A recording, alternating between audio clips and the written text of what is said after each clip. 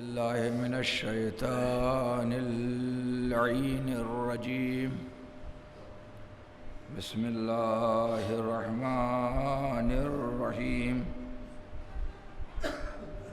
ولا حول ولا قوة إلا بالله توكلت على الحي الذي لا يموت. والحمد لله الذي لم يتخذ ولدا ولم يكن له شريك في الملك ولم يكن له ولي من الذل وكبره تكبيرا. والصلاة والسلام والتحية والإكرام على النبي الأمي المكي المدني القرشي الهاشمي وعلى ملة البيضاء وسراج الليلة الظلمة أول العدد وصاحب الأبد أبي القاسم محمد وعليه الطيبين الطاهرين المعصومين المظلومين الذين عذب الله عنهم الرجس وطهرهم تطهيرا. ولعنة الله على أعدائهم وقتلتهم وغاصبي حقوقهم ومنكر فضائلهم أجمعين من الآن إلى قيام يوم الدين آمين رب العالمين.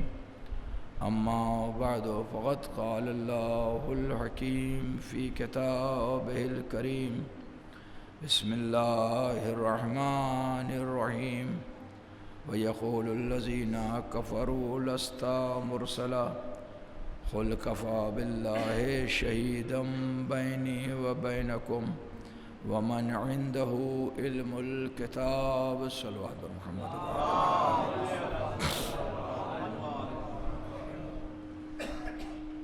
بزرگان محترم و دوستان عزیز، قرآن مجید سورہ رعد کی یہ 43ویں اور آخری آیت جس کے ذیل میں جس سلسلہ گفتگو کا آغاز کیا تھا وہ اب اپنے آخری مراحل میں ہے. ارشاد عہدیت الہی ہو رہا ہے کہ وَيَقُولُ الَّذِينَ كَفَرُوا لَسْتَ مُرْسَلًا. یہ کافر یہ کہتے ہیں کہ آپ اللہ کے رسول نہیں ہیں. قُلْ كَفَى بِاللَّهِ شَهِيدًا بَيْنِي وَبَيْنَكُمْ وَمَنْ عِنْدَهُ عِلْمُ الْكِتَابِ. تو آپ ان سے کہہ دیجئے کہ رسالت کے باب میں، رسالت کے مسئلے میں تمہارے اور میرے درمیان اللہ کی گواہی کافی ہے اور اس کی گواہی کافی ہے جس کے پاس کل کتاب کا علم ہے. گویا کہنے کا مطلب یہ ہے کہ ہمیں تمہاری گواہی کی کوئی ضرورت نہیں ہے. برابر آپ کے سماعت کی نظر کر رہا ہوں اور تتمیہ کلام میں بھی یہی بات کہوں گا کہ مرکزی حیثیت عقیدہ رسالت کی ہے. اگر یہ عقیدہ درست ہے تو انشاءاللہ اس کے پہلے جتنے عقائد ہیں وہ بھی درست ہوں گے، اس کے بعد کے جتنے عقائد ہیں وہ بھی درست ہوں گے. عقائد کا دار و مدار بھی عقیدہ رسالت پر ہے اور اعمال کا دار و مدار بھی عقیدہ رسالت پر. اس سے قبل کی مجلس میں بات یہاں پر چھوڑی تھی کہ قول رسول، فعل رسول اور تقریر رسول، یہ تین چیزیں ہمارے لیے حجت ہیں. نبی نے جو کرنے کو کہا وہ حجت ہے. نبی نے جو کیا اور ہمیں اس کے کرنے کا حکم دیا وہ حجت ہے. نبی کے سامنے کوئی عمل کیا گیا اور نبی اس پر خاموش رہ گئے، یہ ہمارے لیے حجت ہے. عمل کوئی بھی ہو، عمل وقوع پذیر ہونے کے لیے زمانے کا محتاج ہے. جیسے زمانے کا مطالبہ ہوگا اس کے مطابق عمل ہوگا۔ اس سے قبل کی مجلس میں نے بہت ساری باتیں آپ کی سماعت کی نظر کی۔ اب سوال یہ پیدا ہوتا ہے کہ 11 ہجری میں سرکار ختمی مرتبت اس دنیا سے رخصت ہو گئے، تو اب 11 ہجری کے بعد ہمارے سامنے رسول کا کوئی عمل موجود نہیں ہے۔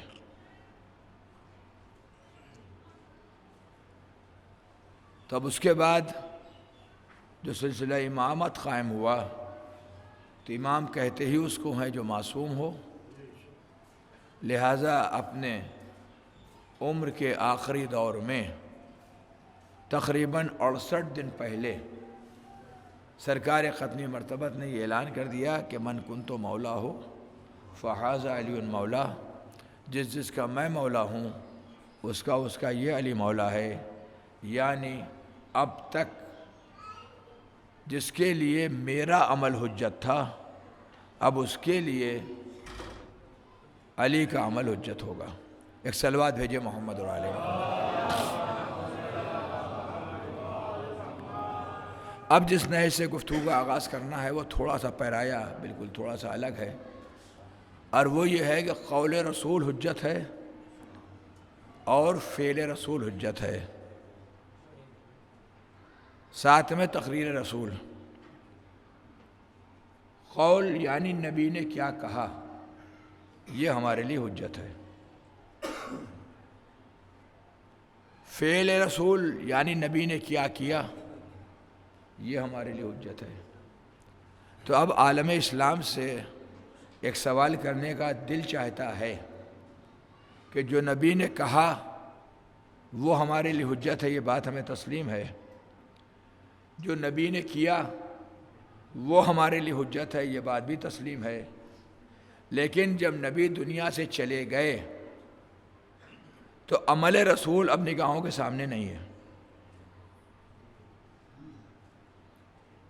اب عمل رسول نگاہوں کے سامنے نہیں ہے، تو اب یہ عمل رسول حجت کیسے بنے گا؟ جہاں سے اس وقت کی مجلس میں گفتگو کا آغاز کر رہا ہوں، اور پھر وہی بات جس کی تکرار بار بار کر رہا ہوں، چونکہ گفتگو بہت سطحی نہیں ہے لہذا تھوڑا سا توجہ کرنے کی ضرورت ہے۔ نبی نے جو کہا وہ حجت، نبی نے جو کیا وہ حجت۔ قول رسول تو ہماری نگاہوں کے سامنے ہے، اس لیے کہ کتابیں بھری پڑی ہیں۔ قال رسول اللہ، قال رسول اللہ، قال رسول اللہ، رسول اللہ نے یہ کہا، رسول اللہ نے یہ کہا، رسول اللہ نے یہ کہا۔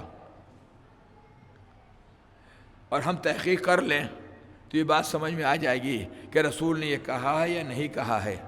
بہرحال تحقیق کو بنیاد بنانے کے بعد قول رسول کتابوں میں ہمارے سامنے آ جائے گا، جو کتب احادیث وغیرہ ہیں اس میں قول رسول نقل ہے، اور جب قول رسول نقل ہے تو جو رسول نے کہا اس کو ہم کتابوں میں پڑھ سکتے ہیں، اور پڑھنے کے بعد عمل کر سکتے ہیں۔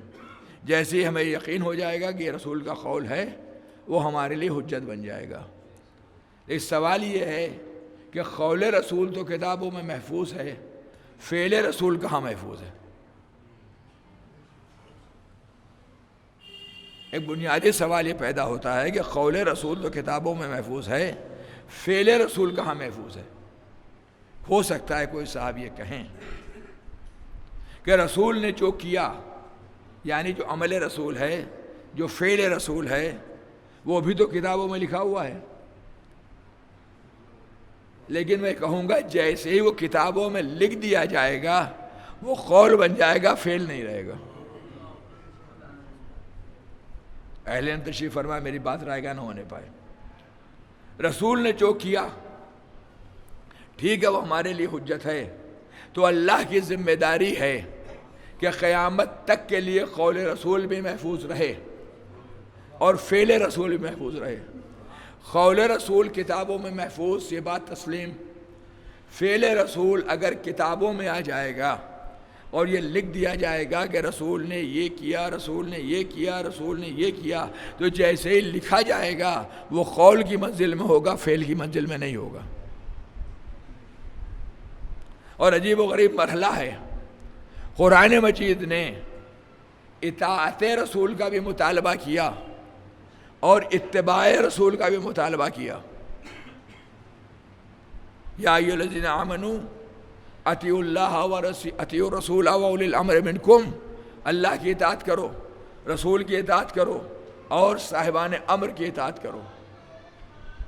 اور بعینہ یہی بات الفاظ بدل کر کے قل ان کنتم تحبون اللہ فاتبعونی، ایک صلوات بھیجیں محمد و آل محمد، ایک اور صلوات بھیجیں محمد و آل محمد، تشریف لیں۔ ایک اس سے بہتر صلوات بھیجیں محمد و آل محمد۔ یعنی اطاعت پیغمبر کا بھی مطالبہ کیا جا رہا ہے اور اتباع پیغمبر کا بھی مطالبہ کیا جا رہا ہے۔ قل ان کنتم تحبون اللہ فاتبعونی یحببکم اللہ ویغفر لکم ذنوبکم، اگر تم اس بات کا دعویٰ کرتے ہو کہ ہم اللہ کو دوست رکھتے ہیں، فاتبعونی تو بس میرا اتباع کرو۔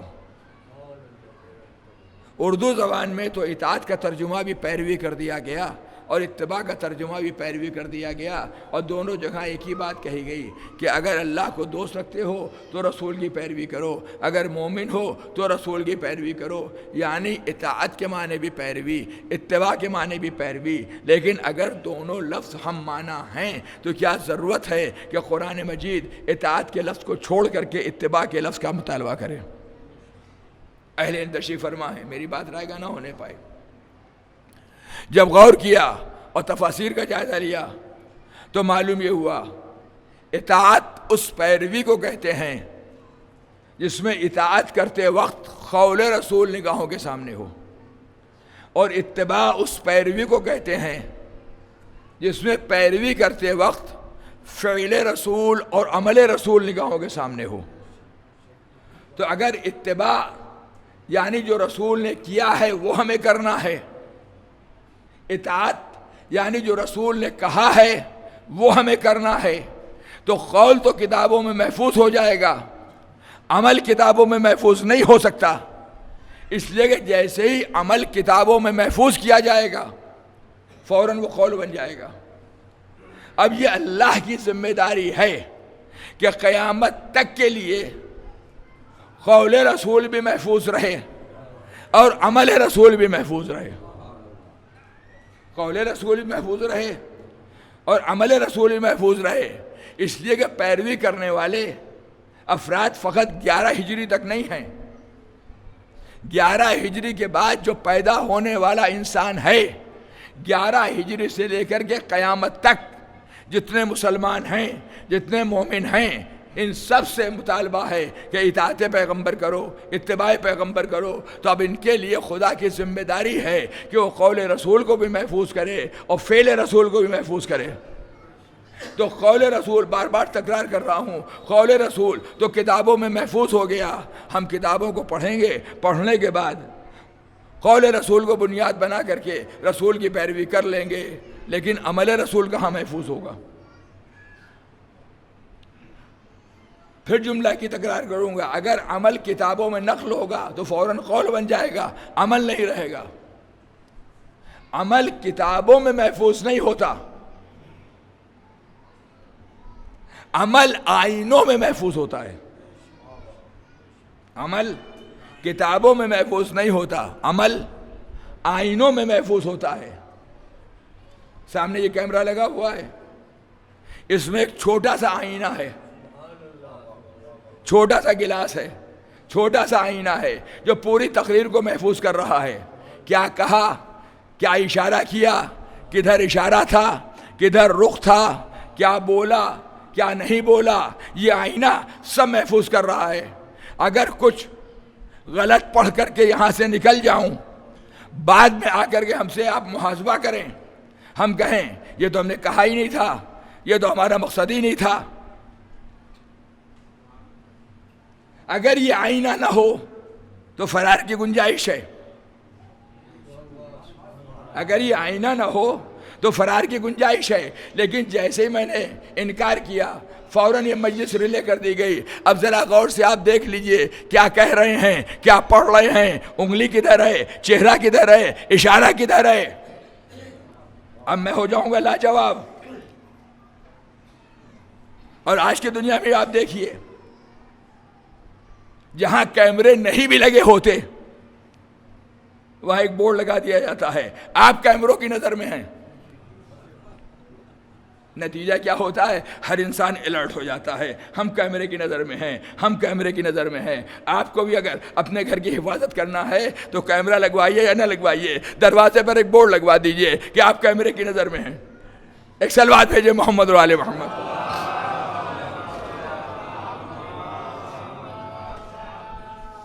2 گز کی دوری، ماسک ہے ضروری۔ تو ماسک کہاں پر ہونا چاہیے؟ ناک کو کور کر کے۔ ہم نے لگا تو لیا لیکن اس سے ناک کور نہیں ہوئی، منہ کور ہے۔ بائک پر چلا جا رہا ہوں، تصویر کھنچ گئی، چالان ہو گیا۔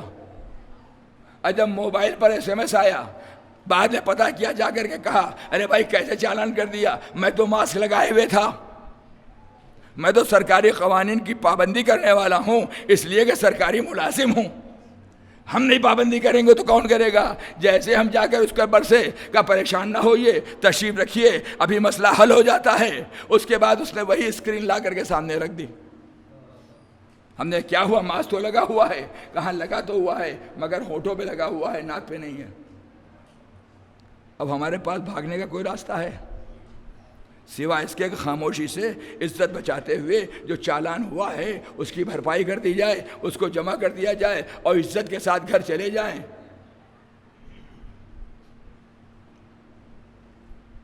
پروردگار عالم نے میدان محشر کی جب بات کی تو عجیب و غریب بات کہی، جو ذرہ برابر عمل کرے گا وَمَنْ يَعْمَلْ مِثْقَالَ ذَرَّةٍ خَيْرًا يَرَهُ وَمَنْ يَعْمَلْ مِثْقَالَ ذَرَّةٍ شَرًّا يَرَهُ۔ قرآن مجید نے کہیں یہ کہا کہ ذرہ برابر نیکی کرے گا اس نیکی کے ثواب کو دیکھے گا؟ پہلے تشریف فرمائے۔ جو ذرہ برابر برائی کرے گا اس برائی کے گناہ کو دیکھے گا، نہ ثواب کے لیے کوئی لفظ ہے نہ گناہ کے لیے کوئی لفظ ہے۔ وَمَنْ يَعْمَلْ مِثْقَالَ ذَرَّةٍ خَيْرًا يَرَهُ وَمَنْ يَعْمَلْ مِثْقَالَ ذَرَّةٍ شَرًّا يَرَهُ۔ جو ذرہ برابر نیکی کرے گا اس نیکی کو دیکھے گا، جو ذرہ برابر برائی کرے گا اس برائی کو دیکھے گا۔ ہم میدان محشر میں اگر فرار اختیار کرنا چاہیں تو فرار اختیار ہی نہیں کر سکتے، اس لیے کہ پروردگار عالم کی سیڑھی سامنے ہے۔ ایک صلوات بھیج دے محمد و آل محمد پر۔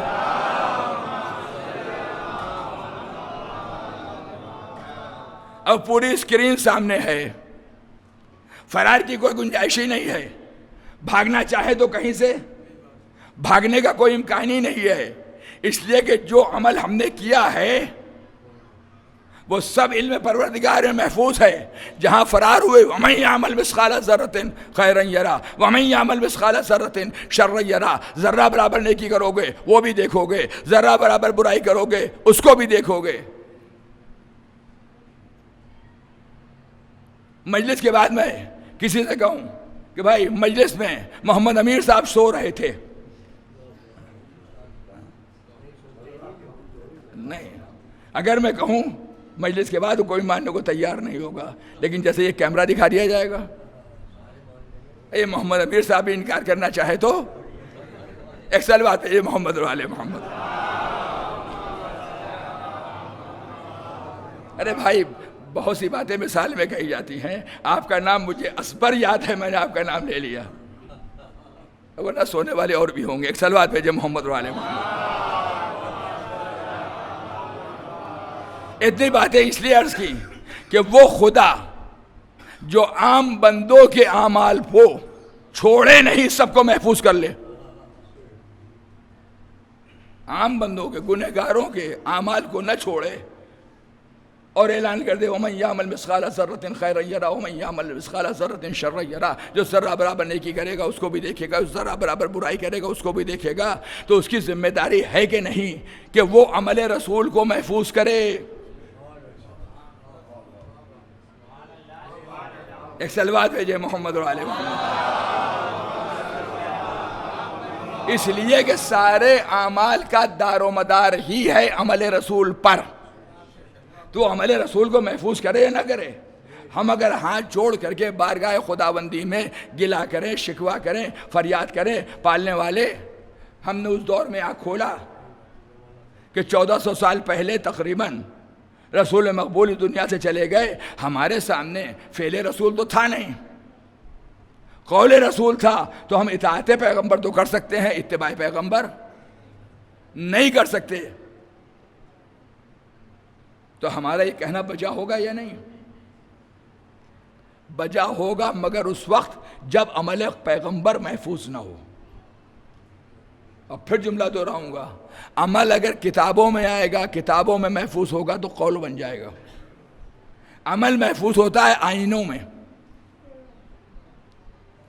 عمل محفوظ ہوتا ہے آئینوں میں۔ نتیجہ آپ کے حوالے کر رہا ہوں، مگر آئینے کی ایک مجبوری ہے۔ وہ مجبوری یہ ہے کہ جو عمل اس کے سامنے کیا جائے گا وہ محفوظ ہوگا۔ ہے کوئی ایسا کیمرہ، ہے کوئی ایسا موبائل، جہاں تک میں نے سن رکھا ہے سب سے اچھی کمپنی کا موبائل ایپل کمپنی کا ہے، میں کوئی سیلس مین نہیں ہوں، سنی سنائی بات بتا رہا ہوں۔ کیا اس ایپل کمپنی کے موبائل کے میں بھی کوئی ایسا ایپ ہے کہ جو مجلس میں رات میں پڑھنے والا ہوں وہ میرے پڑھنے سے پہلے ریکارڈ کر دے؟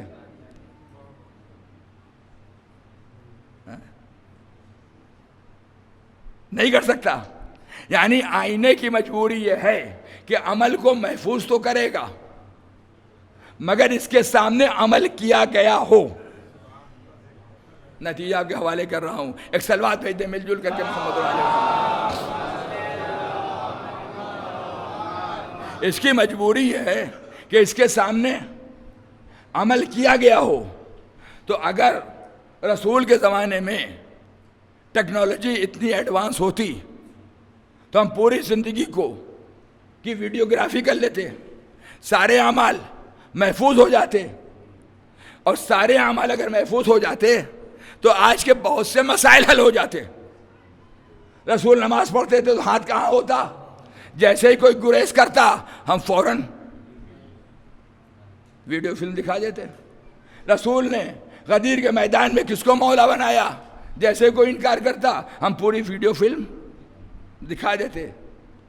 لیکن یہ کیمرے، یہ موبائل، یہ سارے ایپس بس 11 ہجری تک کے اعمال کو محفوظ کر سکتے ہیں، اور بس۔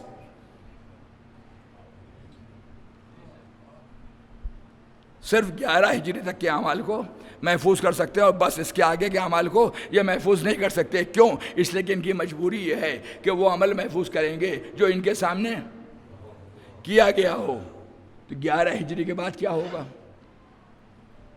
اس سے قبل کی مجلس تفصیل سے میں نے عرض کیا تھا، یا تو یہ مان لیجئے کہ زمانے کی سوئی ایک جہاں پر رک گئی، اب آگے کوئی نیا مسئلہ نہیں آئے گا، نئے حالات نہیں پیدا ہوں گے، لیکن روزانہ نئے نئے مسائل کھڑے ہوں گے، نئے نئے حالات پیدا ہوں گے، زمانے کے نئے نئے مطالبات ہوں گے۔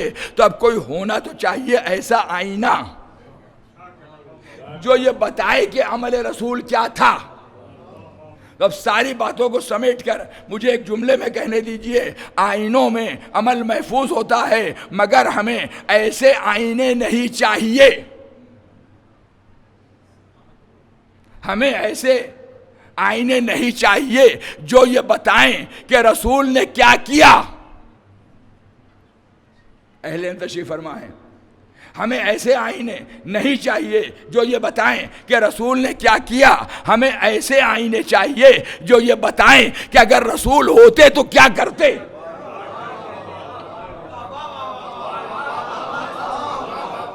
دونوں آئینوں میں فرق ہے کہ نہیں ہے؟ آئینے میں عمل محفوظ ہوتا ہے مگر ہمیں ایسے آئینے نہیں چاہیے جو یہ بتائیں کہ رسول نے کیا کیا، ہمیں ایسے آئینے چاہیے جو یہ بتائیں کہ رسول ہوتے تو کیا کرتے۔ غدیر میں اسی بات کا پتہ بتایا جا رہا تھا، من کنت مولا ہو فہذا علی المولا، جس کا میں مولا اس کا یہ علی مولا جو میرے ہاتھوں پر بلند ہے۔ یعنی اگر کہیں کوئی الجھن درپیش آئے تب عمل علی کا عمل نہیں ہوگا، یہ رسول کا عمل ہوگا۔ اگر علی کسی کے سامنے تلوار اٹھائیں گے تو یہ تلوار علی نہیں اٹھا رہے، رسول اٹھا رہے ہیں۔ اگر علی کے مقابلے پر کوئی آئے، یہ علی کے مقابلے میں نہیں آ رہا، یہ رسول کے مقابلے میں آ رہا ہے۔ اگر علی ناخے کے پیر کو کاٹ دیں تو یہ علی نہیں کاٹ رہے ہیں، یہ رسول کاٹ رہے ہیں۔ جنگ صفین کے موقع میں اگر کوئی علی اور لشکر علی کے اوپر پانی بند کر دے تو یہ پانی علی اور لشکر علی پر بند نہیں کیا جا رہا، یہ پانی رسول اور لشکر رسول پر بند کیا جا رہا ہے۔ اب امت مسلمہ کو فیصلہ کرنا پڑے گا، کیا وہ لوگ بھی رضی اللہ ہو سکتے ہیں جو خود رسول کے مقابلے میں آ جائے؟ ایک صلوات بھیجیں محمد علیہ وسلم۔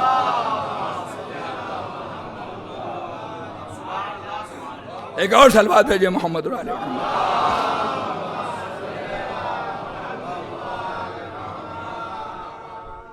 اور بات کو آگے بڑھائیے۔ جب علی دنیا سے گئے تو امام حسن کا آئینہ پیش کر گئے۔ اب جب امام حسن کا آئینہ سامنے آیا تو اگر امام حسن نے کسی سے سلوک کی تو یہ سلوک حسن نہیں کر رہے ہیں، یہ سلوک رسول کی سلوک ہے۔ اب اگر کوئی حسن کی سلوک پر اعتراض کرے تو یہ اعتراض رسول کے اوپر ہوگا۔ اسی لیے رسول نے اپنی زندگی میں دونوں بیٹوں کی، دونوں نواسوں کی عظمت و جلالت کو پیش کرنے کے لیے اپنا ارشاد پیش کر دیا، یہ میرے دونوں فرزند امام ہیں، چاہے کھڑے ہوں چاہے بیٹھ جائیں۔ کھڑا ہونا اور بیٹھنا یہ انسانی زندگی کی روزمرہ کی ضروریات کا نام ہے۔ انسان کبھی کھڑا ہوتا ہے، کبھی بیٹھ جاتا ہے۔ خدا کے رسول یہ کیا کہہ رہے ہیں؟ یہ میرے دونوں فرزند امام ہیں، چاہے کھڑے ہوں چاہے بیٹھ جائیں۔ کیا مطلب ہے اس کا؟ جب نہیں رسول آواز دیں، ایک سلو کر کے بیٹھ جائے گا، ایک جنگ کے لیے آمادہ ہوگا۔ اگر کوئی سلو کر کے بیٹھ جائے تو یہ سلو اس کی سلو نہیں ہے، وہ رسول کی سلو ہے۔ اور اگر کوئی جنگ کے لیے، جہاد کے لیے آمادہ ہو جائے اور قیام کرنے پر آمادہ ہو جائے تو یہ قیام اس کا قیام نہیں ہے، بلکہ یہ قیام رسول کا قیام ہے۔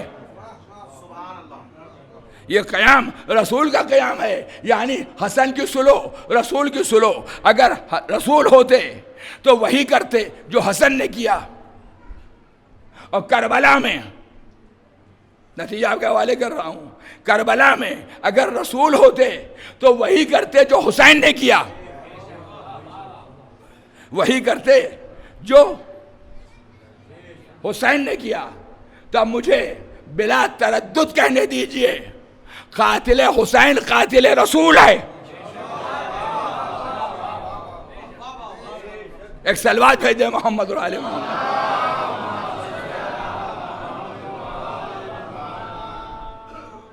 صاحب سر الشہادتین،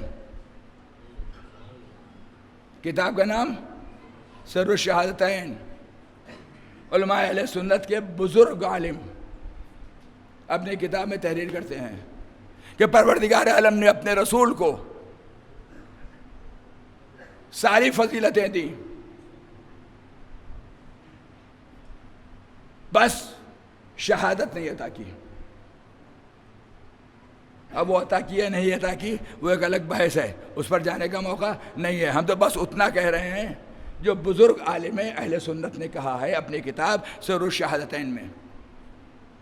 اور اس کے بعد وجہ لکھتے ہیں وجہ جو ہے وہ سب سے زیادہ اچھی ہے، اس لیے عطا نہیں کی کہ شہادت کی دو قسمیں ہیں، ایک شہادت سری، ایک شہادت جہری، ایک کھلی ہوئی شہادت، ایک مخفی شہادت، یہی تو مطلب ہوا۔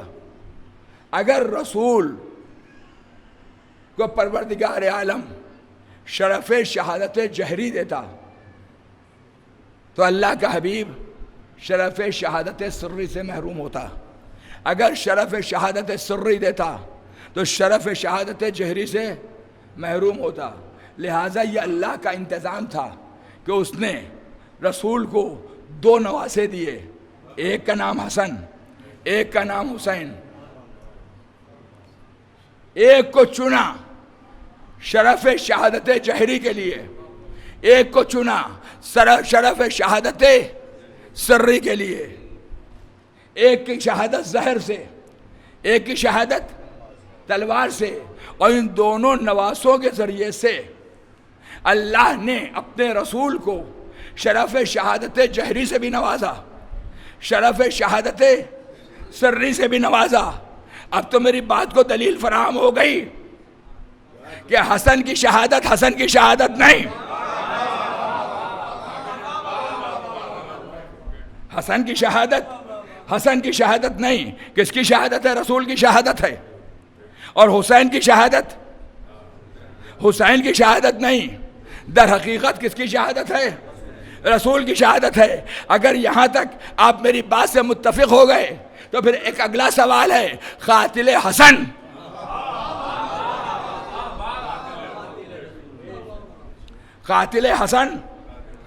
قاتل رسول، قاتل حسین، ایک صلوات بھیج دے محمد و آل محمد۔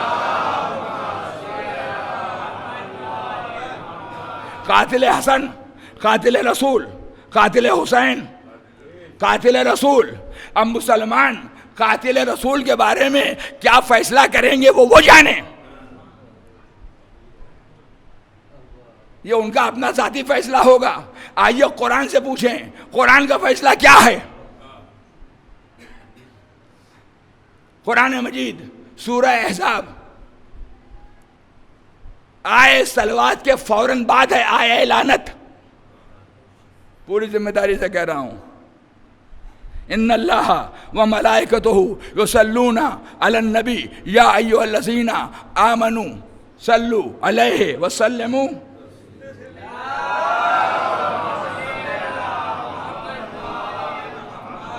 وقت بہت تیزی سے ختم ہو رہا ہے، جلدی کچھ چھوڑ پکڑ کے اپنی بات کو مکمل کرنا چاہ رہا ہوں۔ ان اللہ و ملائکتہ یصلون علی النبی یا ایھا الذین آمنوا صلوا علیہ وسلموا تسلیما۔ اے صاحبان ایمان، اے وہ لوگ جو ایمان لائے،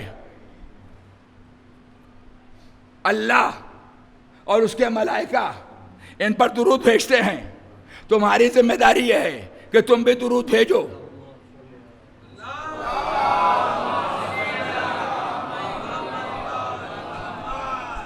تم بھی درود بھیجو، جو درود بھیجنے کا حق ہے۔ اب اس کے فوراً بعد کی آیت پڑھ لیجئے،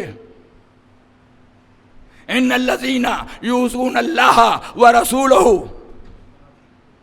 لعنہم اللہ فی الدنیا والآخرۃ وأعد لہم عذابا مہینا۔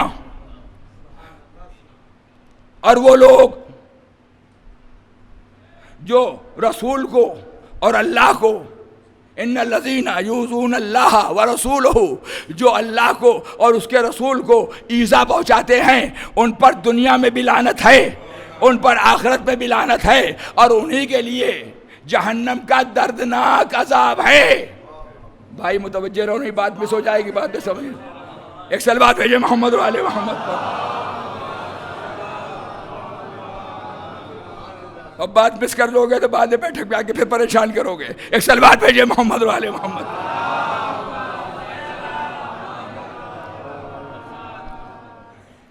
ان الذین یؤذون اللہ ورسولہ لعنہم اللہ فی الدنیا والآخرۃ، وہ لوگ جو اللہ اس کے رسول کو ایذا پہنچاتے ہیں، ان پر کسی اور کی لعنت نہیں ہے. لعنہم اللہ، اللہ کی لعنت ہے. کہاں ہے؟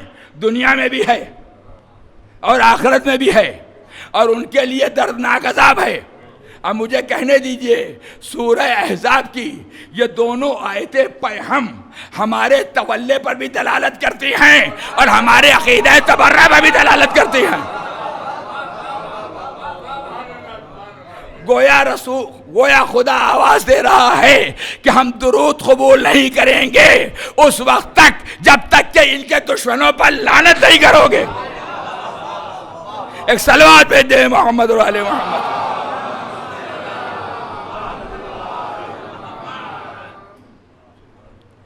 ہم درود کو قبول نہیں کریں گے جب تک کہ ان کے دشمنوں پر لعنت نہیں بھیجو گے. جیسے یہ جزو ایمان جس کا نام ہے تولا، ویسے ہی یہ جزو ایمان جس کا نام ہے تبرہ. تولا کس سے کرنا ہے؟ رسول اور آل رسول سے. تبرہ کس سے کرنا ہے؟ انہی کے دشمنوں سے. قصہ مختصر، انہی کے دشمنوں سے. اگر درود پڑھا اور لعنت نہیں بھیجی تو درود قبول نہیں. اس لیے کہ پیغام برابر کی آیتیں ہیں. پیغام برابر کی آیتیں ہیں. درود بھیجو تو درود کے ساتھ رواداری کا مسئلہ یہ نہیں ہوتا کہ ہم اپنے عقائد کو تبدیل کر دیں. رواداری کا مطلب یہ نہیں ہوتا کہ آیات قرآنیہ کو ہم بیان نہ کریں. رواداری کا مطلب یہ نہیں ہوتا کہ احادیث پیغمبر کو بیان نہ کیا جائے. رواداری کا مطلب یہ نہیں ہوتا کہ منافقین کے چہرے سے نقاب نہ اٹھائی جائے. رواداری کا مطلب یہ ہوتا ہے کہ ان الفاظ کا استعمال کیا جائے جس کا استعمال قرآن مجید نے کیا ہے. اس طریق کو بیان کیا جائے جس طریق کو قرآن مجید نے بیان کیا ہے.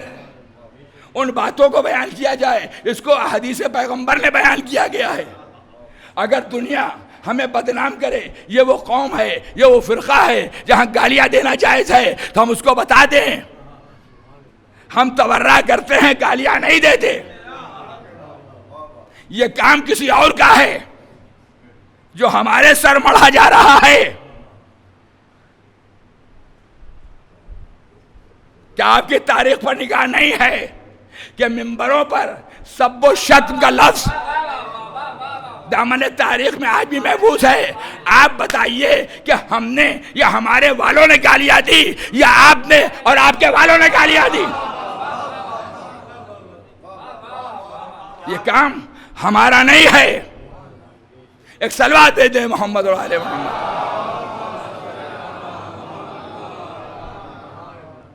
اور بڑے اچھے انداز میں شاعر اہل بیت جناب پیام آسمی نے 2 مصرے کہے ہیں کہ کسی کو گالیاں دینا ہمارا کام نہیں، یہ بزم اہل مودت ہے، تخت شام نہیں. کسی کو گالیاں دینا ہمارا کام نہیں، یہ بزم اہل مودت ہے، تخت شام نہیں. آپ کو تاریخ یاد ہے شام کی، اور اس تاریخ کو مر رہے ہیں کربلائیوں کے اوپر، مدینے والوں کے اوپر، رسول کے محبوں کے اوپر، آل رسول کے محبوں کے اوپر. تو یہ وہ خیانت ہے جس کو شاید دنیا تو معاف کر دے، لیکن خدا آواز دے رہا ہے وَمَنْ يَعْمَلْ مِثْقَالَ ذَرَّةٍ خَيْرًا يَرَهُ وَمَنْ يَعْمَلْ مِثْقَالَ ذَرَّةٍ شَرًّا يَرَهُ. قیامت کا انتظار کرو، تمہارے چہرے سے بھی نقابیں اٹھائی جائیں گی، ہمارے چہروں سے بھی نقابیں اٹھائی جائیں گی. صلوات بر محمد اور آل محمد.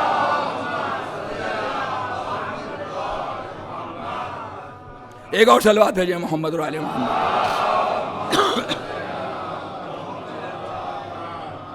بس عزیزوں، اس سے زیادہ عرض کرنے کا موقع نہیں ہے، اس لیے کہ 8 محرم کی تاریخ ہے. مجلس میں شبیہ مبارک علم بھی برآمد ہوگا، لہذا ساری باتوں کو چھوڑتے ہوئے لیکن ربط مسائل تک پہنچتے ہوئے، اس لیے کہ نماز کا وقت قریب ہے. وقت نماز پیروں میں بیڑی ہے، لہذا باب مصائب تک جاتے ہوئے قاتل حسن بھائی، شہادت حسن، شہادت رسول، شہادت حسین، شہادت رسول، تو قاتل حسن، قاتل رسول، قاتل حسین، قاتل رسول۔ اگر یہاں بات بالکل فیصل ہو گئی، واضح ہو گئی، تو اب اگر ان کی طرفداری میں کوئی بھی بولے، کوئی یزید کی طرفداری میں بولے، کوئی امیر شام معاویہ کی طرفداری میں بولے، تو فوراً یہ سمجھ لیجئے گا یہ خلاف رسول بولنے والا ہے، اس کا عقیدہ رسالت سے کوئی تعلق نہیں ہے، یہ خلاف رسول بولنے والا ہے۔ ورنہ تاریخ شاہد ہے، کربلا میں محمد کی امت نے رسول کو نہیں، حسین کو نہیں، بلکہ رسول کو قتل کیا۔ اب پھر میں آگے بڑھ کے کہتا ہوں، یہ جو ہم عزاداری برپا کر رہے ہیں، فرش عزا پر بیٹھے ہوئے ہیں، رات رات بھر ماتم کر رہے ہیں، ذکر سرکار سید الشہداء کو بیان کر رہے ہیں، حسین کے غم میں آنسو بہا رہے ہیں، تو اگر شہادت حسین شہادت رسول ہے تو یاد حسین یاد رسول ہے۔ ہم نے رسول کا کلمہ پڑھا ہے تو ہم کلمے کا حق ادا کر رہے ہیں، ہم اس حق کو ادا کرنے کی کوشش کر رہے ہیں کہ وہ اجر رسالت جس کا رسول نے مطالبہ کیا ہے، اس کو ہم مجلسوں کے ذریعے، ذکر کے ذریعے، ماتم کے ذریعے ادا کرنے کی کوشش کر رہے ہیں۔ یعنی ہم نے کلمہ پڑھا تو ہم حق رسول کے عارف ہیں، حق رسول کی معرفت رکھتے ہیں۔ کلمہ تو بہتوں نے پڑھا، لیکن نہ ان کی نظر میں عظمت رسول ہے، نہ وہ عارف حق رسول ہے۔ عزیزوں، 8ویں محرم آ گئی، بڑی قیامت کی تاریخ ہے۔ وہ مہمان جس کا سال بھر انتظار رہتا، اب اس کی رخصت کا زمانہ بہت ہی قریب تر ہے۔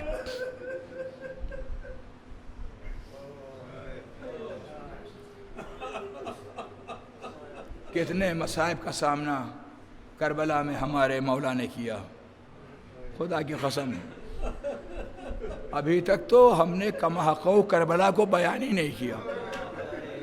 اب کسی خطیب کے پاس تاب نہیں ہے کہ کربلا کو بیان کر سکے، وہ تو موٹے موٹے جو نقوش ہیں، جو مشہور باتیں ہیں، بس اس کو بیان کرنے پر اتفاق ہے۔ آج ہمیں ماتم کرنا ہے علمدار لشکر حسینی کا۔ مجلس کے بعد علم مبارک کی شبیہ برآمد ہوگی، لہذا اسی مناسبت سے چند باتیں آپ کی سماعت کی نظر کرنا چاہتے ہیں۔ روز عاشوراء کا سورج طلوع ہوا، حملہ اولیٰ میں 39 یا 40 حسین کے جانباز جام شہادت نوش کر چکے۔ اب یہ 30-32 افراد ہیں جو انفرادی طور پر میدان جہاد میں جا رہے ہیں، دشمن کا مقابلہ کر رہے ہیں۔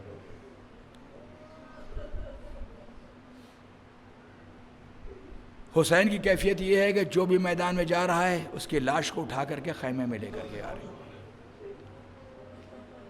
اور جب قمر بنی ہاشم حضرت ابو الفضل عباس جب بھی اجازت طلب کرنے کے لیے آتے ہیں تو فوراً امام حسین بس ایک جملہ کہتے ہیں، اے بھیا تم تو ہمارے لشکر کے علمدار ہو۔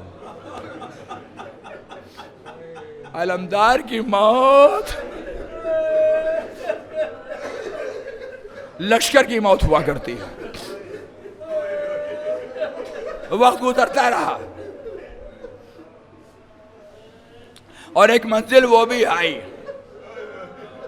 کہ سرکار وفا قمر بنی ہاشم ہمارے آقا مولا حضرت عباس امام حسین کی خدمت میں آئے، اور آنے کے بعد کہتے ہیں مولا اجازت دے دیجئے۔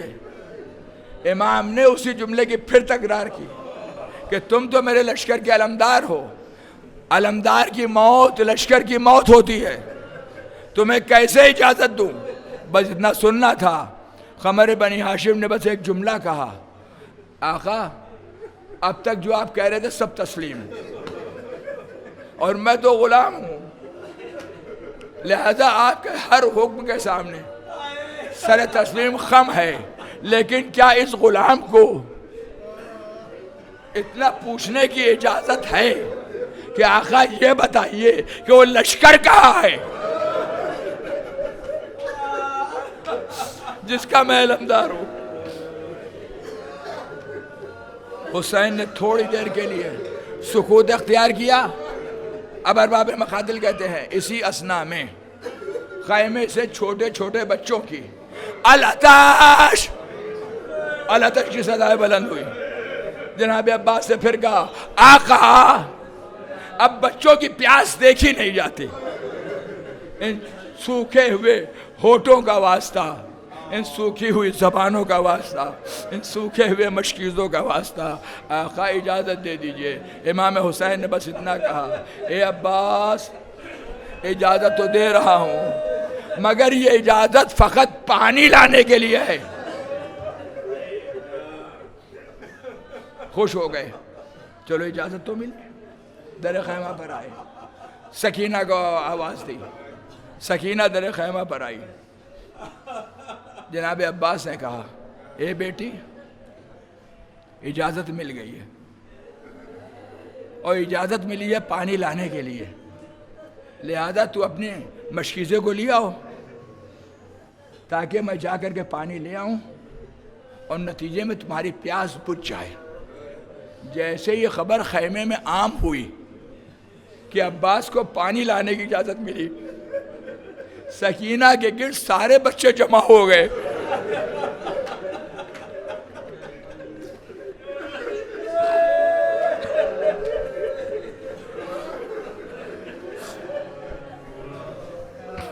کہ آقا نے علمدار کو پانی لانے کی اجازت دے دی، شیر دریا میں جائے گا، ابھی پانی لے کر کے آئے گا، اب تو ہماری پیاس کا خاتمہ ہو جائے گا، اب ہماری پیاس ختم ہو جائے گی۔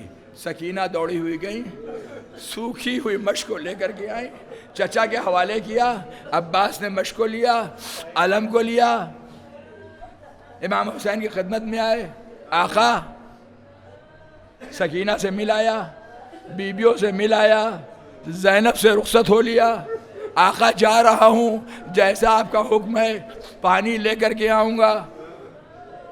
بس ایک مرتبہ امام حسین نے عجیب جملہ کہا، خدا کی قسم رونے کے لیے بہت کافی ہے، اے عباس تم جیسے بہادر انسان کے لیے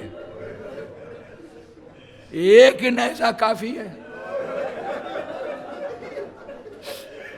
شیر نے فوراً سمجھا کہ آقا کی مرضی کیا ہے، اپنے ہاتھوں سے تمام جنگی اسلحوں کو اپنے جسم سے جدا کیا، بہادر کی زندگی میں بہادر کے جسم سے اسلحوں کا جدا کرنا بہادر کے موت کے مترادف ہوتا ہے، مگر مولا کا حکم ہے عباس سے جدا کر دیا۔ آقا اب جاؤں، یہ کہہ کر کے تھوڑا آگے بڑھے، حسین نے پھر بلایا، عباس ذرا قریب تو آنا۔ عباس قریب آئے، ذرا علم کو لا، علم کو لیا، اس کے پھریرے میں لکھا تھا نصر من اللہ و فتح قریب۔ امام نے انگشت مبارک سے اس کو کاٹا اور اس پر لکھا انا للہ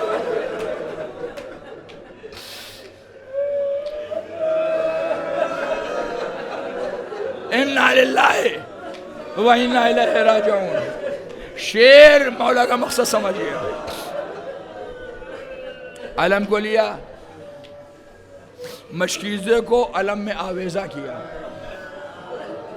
وہ طریقہ آج بھی عزاداروں کے ہاں عزاداری کا جز بن گیا، جب علم اٹھاتے ہیں تو علم میں ایک چھوٹی سی مشک بھی لگاتے ہیں۔ علم میں مشکیزے کو آویزہ کیا، لے کر کے چلے،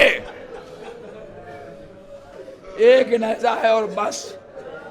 لیکن ارباب مقاتل کہتے ہیں جو سامنے آتا ہے اپنے ہاتھوں کو بڑھاتے ہیں, پٹکے کو گرفت میں لیتے ہیں, اور اس ملعون کو جو فضا میں اچھالتے ہیں تو جب زمین پر آتا ہے تو جہنم رسید ہوتا ہے.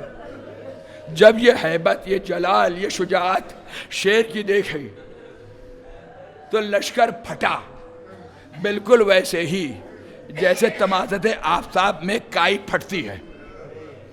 شیر آگے بڑھتے ہوئے, درانہ آگے بڑھتے ہوئے ترائی کے کنارے, گھوڑے کو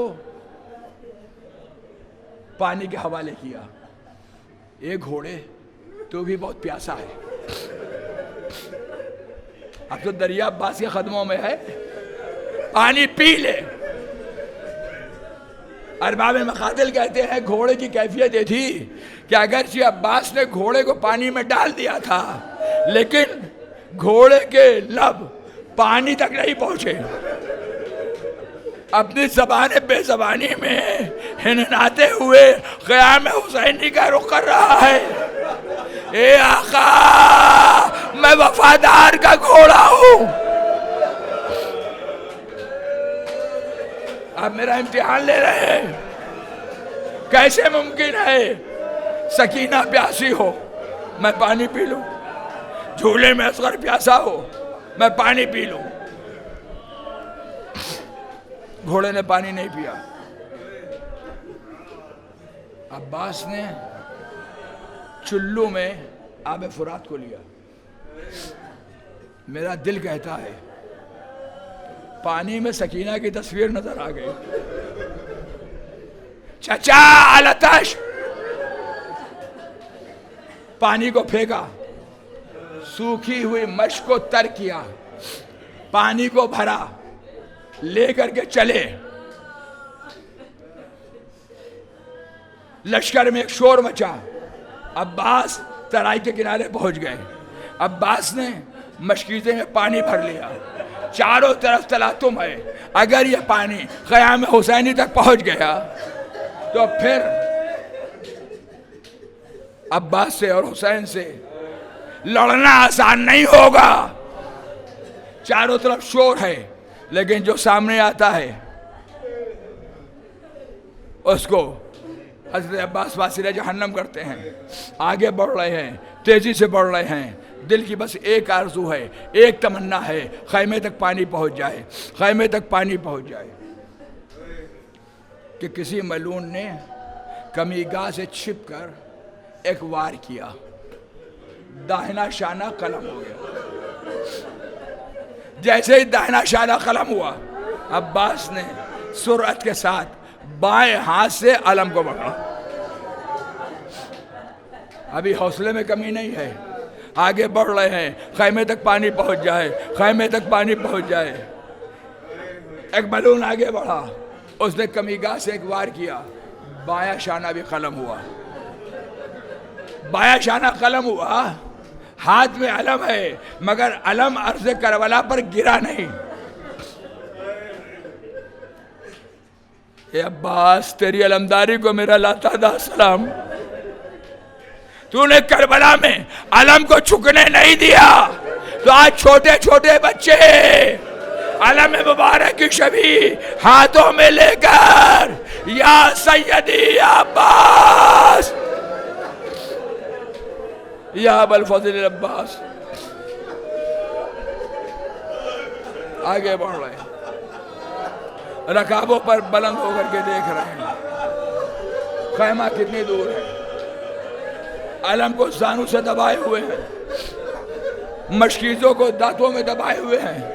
بس ایک فکر ہے کہ خیمے تک پانی پہنچ جائے, خیمے تک پانی پہنچ جائے. اب اس کے بعد کیا ہوا؟ خدا برا کرے, قیامت تک کی لعنت کرے. حرملہ بن کاہل اسدی نے, لشکر میں شور ہے, ہر طرف تلاطم ہے اور سب کا یہ فیصلہ ہے. عباس کے جسم کا خون تو بہہ گیا, دونوں شانے قلم ہو گئے, مگر اس کے بعد بھی زانوں سے علم کو دابے ہوئے ہیں, مشکیزے کو دانتوں سے پکڑے ہوئے ہیں. اس کا مطلب طاقت ابھی بھی ہے. تو لوگوں نے کہا کہ عباس کی جان عباس کے جسم میں نہیں ہے, عباس کی جان مشکیزے میں ہے. فرمولا ملعون آگے بڑھا, چلے کمان میں تیر جوڑا, مشق سکینہ کو نشانہ بنایا. اجرکم اللہ. مشق سکینہ چھڑی, پانی بہا. اب ارباب مقاتل کہتے ہیں جیسے ہی پانی بہا, اب عباس سے اپنے گھوڑے کے رخ کو موڑ دیا. جب خیمے تک پانی نہیں پہنچے گا تو عباس جا کے کیا کرے گا؟ پھر ترائی کا رخ کیا, آگے بڑھتے جا رہے ہیں. پھر ایک نیا ظلم ہوا, سر پر گرز آنی. عزاداروں, آپ کی آوازیں بلند ہے, میں مجلس تمام کر دیتا, مگر مجلس میں بعد میں شبیہ مبارک علم برآمد ہوگی, لہذا اس شبیہ کا شایان شان استقبال کرنا ہے. چند جملے اور سن لیجئے بہت جلدی جلدی. سر پر گرز آنی لگا. اب عباس سے گھوڑے پر سنبھلا نہیں گیا. فطرت بشر کا تقاضا ہے جب کوئی بلندی سے گرتا ہے تو اپنے ہاتھوں کو زمین پر ٹیک.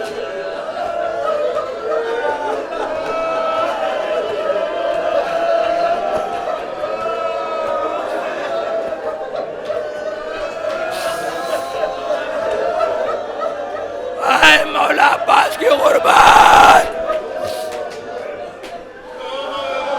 پشت فرس سے فرش زمین پر آئے. میرے پاس الفاظ نہیں ہیں, تصور شرط ہے, آنسو نہیں تھمیں گے. اور مولا کو آواز دی, یا آقا ادرکنی. اور ادھر کیفیت کیا ہے؟ سکینہ چھوٹے چھوٹے بچوں کو خیمے کے در پر اکٹھا کیے ہوئے ہے. نگاہیں اب تک علم میں تھی. جیسے جیسے علم خیمے کی طرف بڑھ رہا تھا, سکینہ مطمئن تھی, ارے میرا چچا آیا, پانی آ جائے گا. جب علم مبارک خیمے سے دور ہونے لگا, سکینہ کا دل گھبرانے لگا. پالنے والے میرے چچا کی خیر ہو. علم خیمے سے دور ہو رہا ہے. جب عباس پشت فرس سے زمین پر آئے, اب سکینہ کو علم نظر نہیں آ رہا. سکینہ مضطرب ہے, مگر ساتھ میں بچوں سے کہہ رہی ہیں میرا چچا صادق الوعد ہے, پانی کا وعدہ کر کے گیا ہے, دیکھو ابھی میرا چچا آئے گا اور پانی آ جائے گا. اور ادھر کیا ہوا؟ عباس نے حسین کو مدد کے لیے بلایا. حسین چلے. الان انکسر ظہری, لاش عباس پر پہنچے, سارے مصائب کو چھوڑا. حسب وصیت لاش عباس کو فرات کے کنارے چھوڑا, علم مبارک کو لیا, خیمے کی طرف چلے. سکینہ نے پھر علم کو خیمے کی طرف آتے ہوئے دیکھا.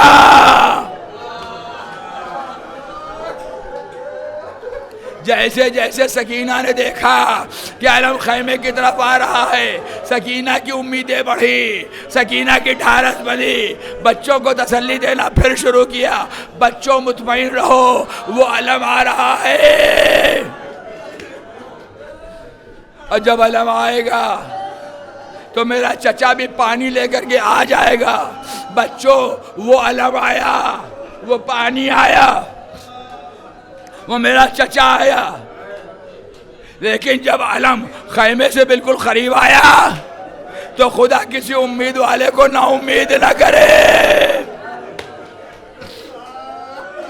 سکینہ نے کیا دیکھا کہ علم تو آیا ہے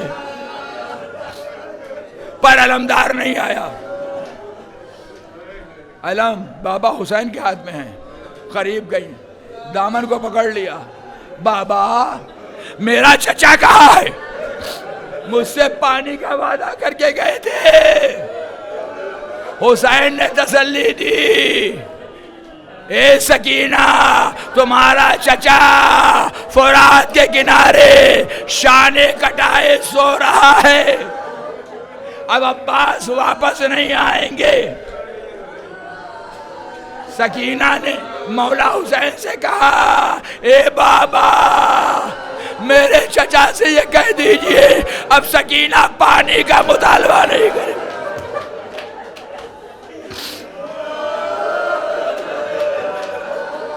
اب سکینہ پانی کا مطالبہ نہیں کرے گی۔ سکینہ کو تسلی دی، سکینہ کو دلاسا دیا۔ ان قریب علم مبارک کی شبیہ برآمد ہونے جا رہی ہے۔ تصور کیجئے جب یہ علم قیام حسینی میں آیا تھا تو کیفیت کیا تھی؟ حسین نے علم کو چکایا، خیمے کے اندر علم لے کر کے آئے، بیویاں گرد حسین جمع ہو گئی، زینب آگے بڑھی، اے بھیا میرا بھائی شہید ہو گیا، اے بھیا میرا دل کہتا ہے یہ میرے جذبات ہیں، یقیناً اب آپ کے جسم میں اتنی طاقت نہیں ہوگی کہ عباس کی لاش کو لے کر کے آتے۔ حسین خاک پر بیٹھے، اے بہن بات یہ نہیں ہے، عباس کی وصیت ہے کہ میرے لاشے کو ترائی پر چھوڑ دیا جائے، اور یہ عباس کی وصیت ہے کہ میرے علم کو میرا جنازہ سمجھ لیا جائے۔ یہ علم نہیں ہے، عباس کا جنازہ ہے۔ شاید یہی سبب ہے ہر جگہ ساری دنیا میں چاہنے والے عباس کی شبیہ تابوت نہیں برآمد کرتے، علم مبارک لے کر کے آتے ہیں۔ یہ علم نہیں ہے، عباس کا جنازہ ہے۔ حسین خاک پر بیٹھ گئے، بیویوں آؤ مجھے میرے بھائی کا پرسہ دو۔ خیمے میں عباس کا ماتم۔ حسین نے جناب زینب سے کیا کہا کہ شیر کی وصیت یہ ہے کہ میرے علم کو میرا جنازہ سمجھ لینا۔ جناب زینب اولیاء مقام آگے بڑھی، سر سے چادر کو اتارا، خاک پر بچھایا، علم کو اس پر لٹایا، علم کو ٹھنڈا کیا،